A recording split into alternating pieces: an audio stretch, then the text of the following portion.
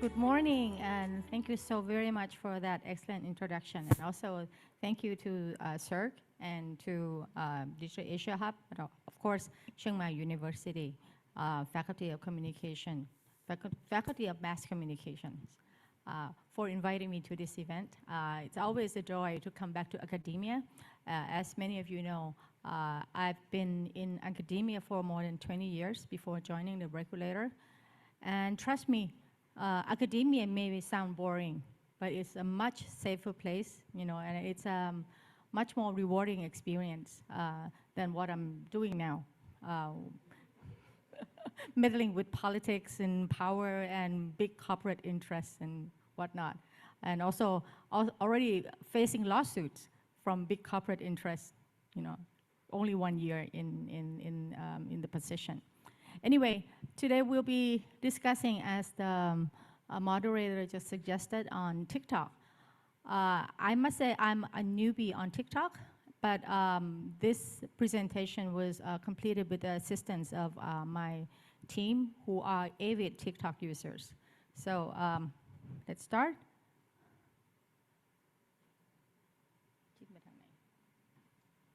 Okay. TikTok is very big in Thailand. The statistics of users are remarkable and steadily rising. Okay, as you could see, TikTok has been in the top tier, top 3. If you count FB Messenger as part of Facebook, TikTok is already number 3 in Thailand. And in terms of number of users, as well as the most time spent. Okay, in comparison to countries like the US and Japan, you could see that the graph is steady and hasn't shown any sign of tapering off. The number of users in Thailand is estimated, not estimated, it could actually be counted on the platform at 39.5, and that's recorded at the beginning of this year. Oops. Okay, so the graph, as you see, hasn't tapered off yet, still steadily rising. Okay, as the title of the presentation suggests, we will be exploring opportunities offered by TikTok as well as challenges posed by the platform. As far as opportunities are concerned, apart from offering user-generated content in the form of short video, allowing self-expression as well as creativity, TikTok has also figured quite prominently as a commerce platform, a shopping platform.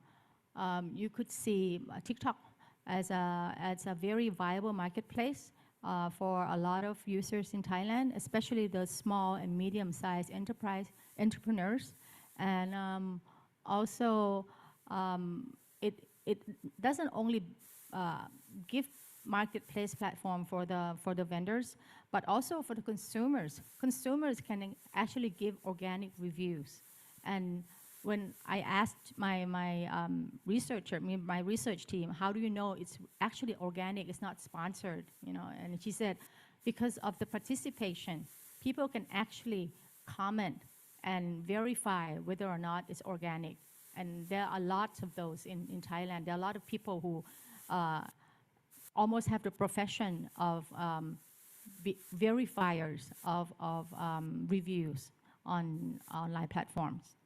Okay, apart from constituting a new marketplace, a lot of people also use it for cultural purposes, mainly for travel tips and reviews of cultural products. You know, when TikTok users travel to a lot of places, they give reviews, and people check in because it's more appealing than just websites, because you can actually see short videos showing places. And also,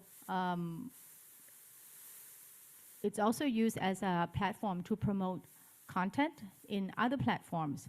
So you could see video highlights of linear TV as well as on-demand content and also cinema. And it's very big. We'll see that in the examples that will follow shortly. And also the fan content, which have gone viral, which have made a lot of video products gone viral globally. And more relatively recent, TikTok has also introduced exclusive content. Okay, another opportunity that may be presented by the platform is the so-called community standards. From the point of view of a lot of users here in Thailand, I'm not saying elsewhere, here in Thailand, they feel that this community standard regulation allow kind of a two-way communication between the platform and the users. The users can actually give feedback, and they can even request some. There is a section in TikTok, in the component in TikTok, which called government removal request, which actually, I mean, at first when I saw it, it sounds like, oh, this is a big, this is a huge Big Brother censorship. But to a lot of users here, they feel that this is one way of keeping misinformation in check. And as far as Thailand is concerned, this government removal request has been few. In the past year alone, there have been only 5 government removal requests of things that appear illegal according to Thai laws. And also in terms of misinformation, TikTok has this so-called global fact-checking program. But in the recent election that took place in April, TikTok has also joined with the Thai Election Commission and a very prominent fact-checking platform in Thailand called CoFact to present, to give information as well as fact-checking. Okay, here are some local business models on TikTok. Okay, you can see from right here, there's a live selling. This used to be very popular on Facebook before, but when TikTok became more prominent, a lot of local entrepreneurs migrated to TikTok, and they do live selling with discount and so forth. And also, TikTok also allow for more narrative in terms of storytelling behind the products to engage the audience. Okay, and there's a TikTok shop, which is an embedded electronic commerce, okay, which is highly widespread. And right here, there's some organic reviews from customers, like I said, and this is highly popular. Okay, this is TikTok shop, and from the reviews of frequent shoppers, my former students, they feel that this e-commerce platform is more friendly and easier to use and more responsive to customers than platforms, than traditional e-commerce platforms like Lazada or Shopee. Okay, here are some cultural reviews of travel tips. If you're interested in doing a one-day, one-day tour in Bangkok or in Chiang Mai, you can find a lot of reviews like this, or good shopping places. Okay, this is more interesting. As you probably know, Thailand is the capital of Y series or Boy Love series, and I think it's highly popular even in China. Although I hear that people have to watch them through VPN, but still, they're highly popular. Anyway, these 2 actors, the name is Bright and Win. Okay, they feature in the series, and as you could see, the fan reviews, the fan content, the content that are edited and organized by fans that are featured in TikTok have really made the series as well as the 2 actors viral in social media and even in other media platforms around the world. Right here, you could see that they are like posts, 448,000 posts in the past year alone, about 1 million posts on Bright and Wind. And in terms of views of these hashtags, of this post, 4 billion views and 13 billion overall. 4 billion views in the last 12 months alone. And the virality has gone from Vietnam and Thailand in this area, in Southeast Asia, to as far as Peru, Mexico, and Chile. Oops, sorry. Okay, these are some of the community guidelines, which I won't bore you with, but these are from TikTok. But we went and looked and see if the community guidelines are restraining some kind of restraining or imposing some kind of censorship. So we experimented with a topic that's highly controversial and has faced censorship by China on their own platform, in the platform that they are eligible to do. And we found that Tiananmen Square, we found an extensive number of Tiananmen Square in Thai and available on TikTok. Okay, there are some even like series that explain what actually happened in Tiananmen Square. But this is Thailand, TikTok in Thailand. Oops, sorry. Okay, and here is the partnership with the Thai Election Commission and COFAC, the fact checking. So people can actually verify misinformation on TikTok, okay, or other platforms using this platform that are collaboratively done with the two organizations. Okay, next, moving to the challenges. Okay, of course, the echo chamber effect of TikTok, because TikTok is driven by algorithm, especially in computing and in collecting users' data and computing and processing it into fan feed, into social feed. And also the fact that well, TikTok starts from ByteDance, so it's originally originates as an entertainment platform with lip sync, music, dancing, and all that. And the rise to fame to popularity for TikTok took place during the COVID lockdown. You know, when people are bored and locked down in their houses. So this platform emerged as something that helped people release maybe the depression from being locked down in the house for too long. But after the COVID lockdown, the popularity of the platform, especially among younger children or youngsters, may pose as a problem in the sense that if this is the main platform they're exposed to, maybe they won't be exposed to something diverse enough that reflect the diversity or the pluralism in society, because of the echo chamber effect and the fact that serious content is not encouraged, or serious content doesn't really sell on TikTok. Okay, and there's also a problem with copyrights, because a lot of fan content actually infringing on copyrights of the original content. And also a lot of, since most of the users are children or younger people, a lot of the sponsored content may not be so safe for children who don't have the enough judgment.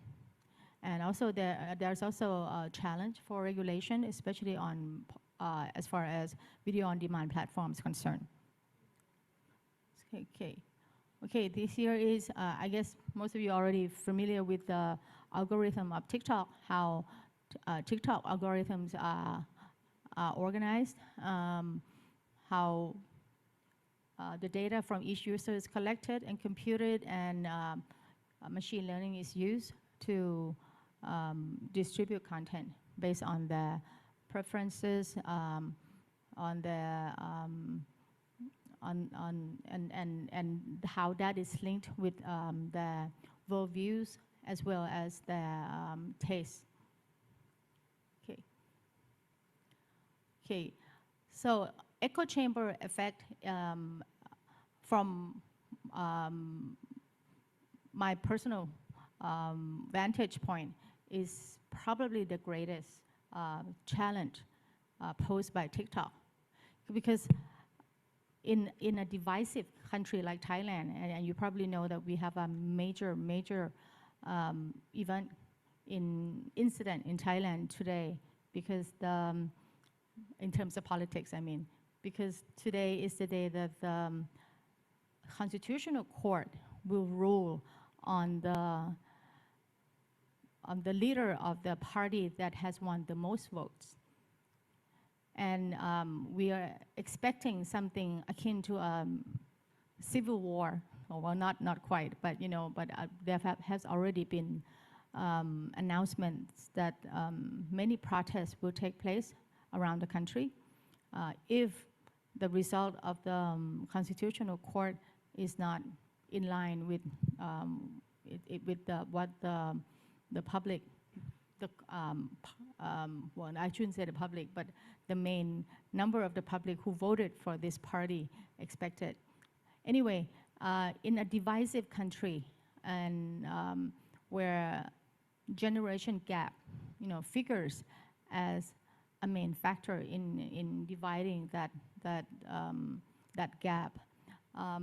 This day, I don't know if it's also a problem elsewhere in the world, but in Thailand, it has almost become impossible for the older generations who are more conservative, who are loving the status quo, to have a serious talk with children, or I should say children, youngsters, people who in the generation Z and even Y generation could not have a conversation with the boomers, because there's nothing in common.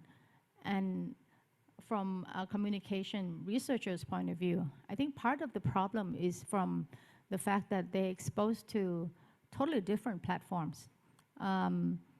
The older generations are on Facebook most of the time, or in close group like Line. Line is like WeChat or WhatsApp, but it's highly popular in Thailand, but it's a close group of chat app.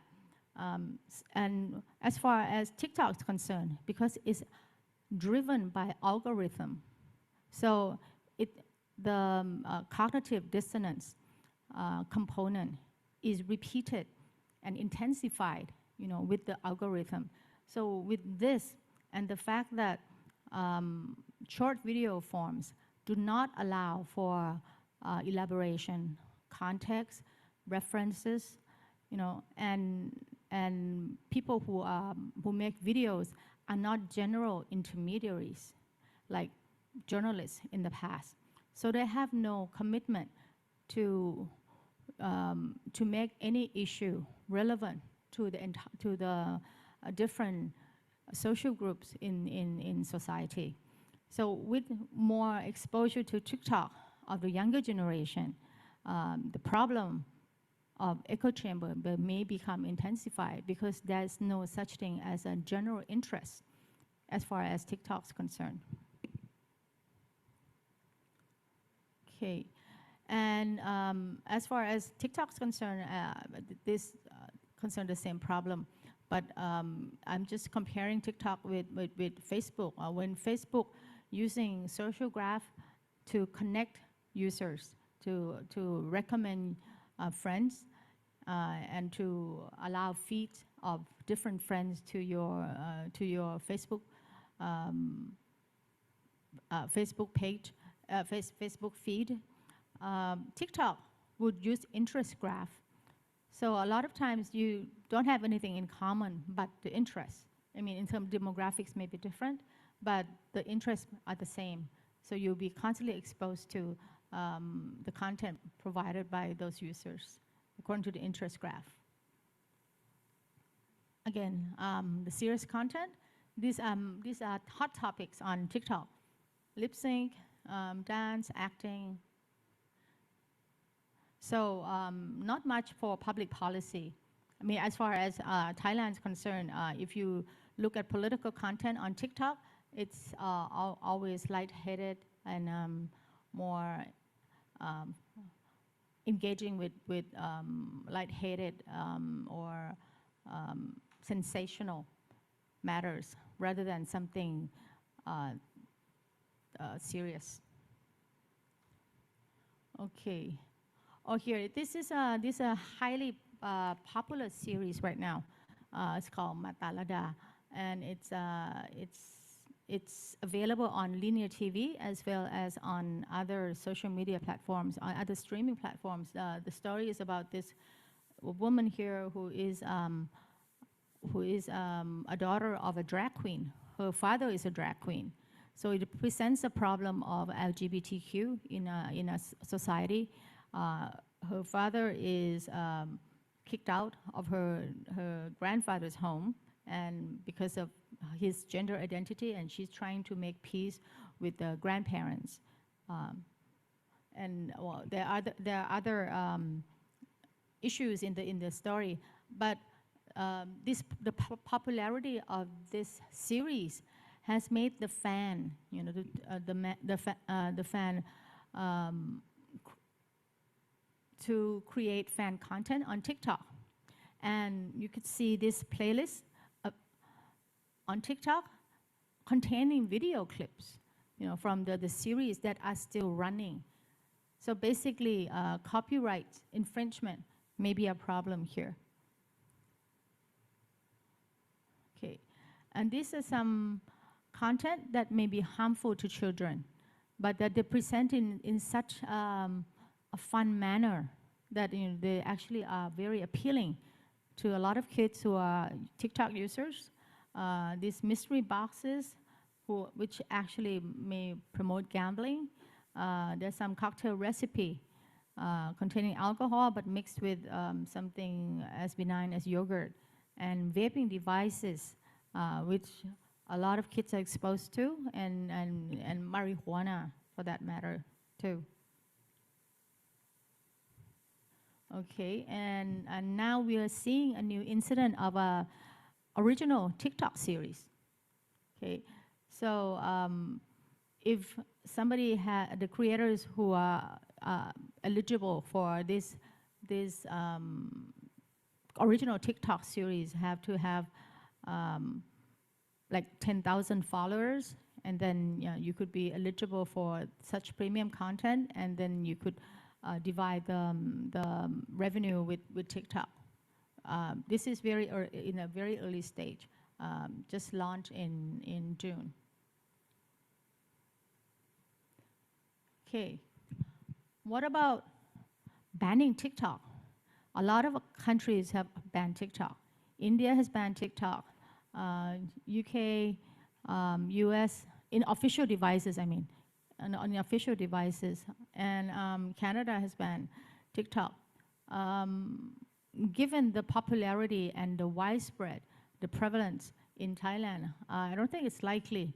And actually, my team and I are doing some research on how armed forces in Thailand, the Army, the Air Force, the Navy, and the police, they are using TikTok to promote their work.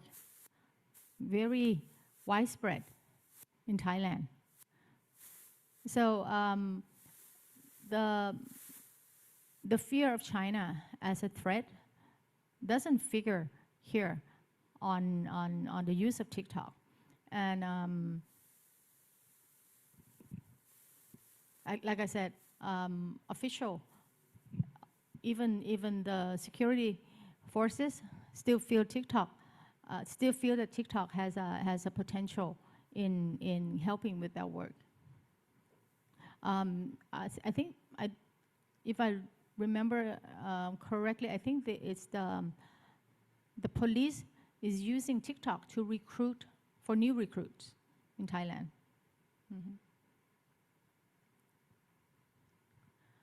Okay, what about regulation of TikTok? I come from the regulator. Are we looking to regulate TikTok? Well, laws in Thailand are very confusing. As far as the NBTC is concerned, our jurisdiction is only in linear TV, meaning TV, cable, satellite, and terrestrial TV. We don't have any jurisdiction as far as online is concerned. So if we look into regulating online content, you have to look to the Ministry of Digital Economy and Society, who are, I think, more interested in blocking websites rather than facilitating faster speed of internet and whatnot. Anyway, under the Computer-Related Offenses Act, which is hosted by the Ministry of Digital Economy and Society, there is quite a strict intermediary liability clause, which could apply to TikTok.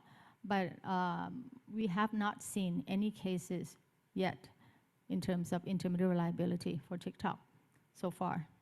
And there is also a new law that's recently passed. It's called the Digital Platform Act, which will become into effect on 20th of August, so soon. But it's geared mainly for e-commerce, electronic commerce, and I think the launch was intended more to fight with scams and illicit practices on online commerce, e-commerce. So as far as VOD streaming, which would fit TikTok character, are not stipulated in the new law for the time being. So it remains to be seen what this new regulatory scheme will affect TikTok and other social media platforms. Same could be said about Facebook or YouTube and Instagram. They are not regulated under Thai law yet. Okay, so I still have, and this is some activities by the Ministry of Digital Economy and Society. Quite interestingly, well, this guy is the current Minister of Digital Economy and Society, an engineer, and right here he said that the way that the ministry sees TikTok, and I have to mention this because the ministry is the regulator of online content. We are not, the NBTC is not. So ministry is only looking at TikTok as a channel, just a media channel, and nothing more. And right here, he gives a warning that users should be cautious and do not engage with any kind of messages of illicit messages that could appear to be fraud on TikTok. So it's not the platform that's the problem here, it's the people who use the platform that you should be concerned about. And on the other side, also the MDS, or the Ministry of Digital Economy and Society, they even promote an event using TikTok for creativity called DigiLive TikTok Idea Challenge Season 1. So all these students in student uniform are participants in the event to create content on TikTok. So overall, as you could see, we are very welcoming to the platform. Nothing critical and no regulation in immediate sight. Okay, so that brings my presentation to an end. I'll be welcoming any question, if I can answer them. If I cannot, I will ask the younger people who are avid users of TikTok to help. Thank you.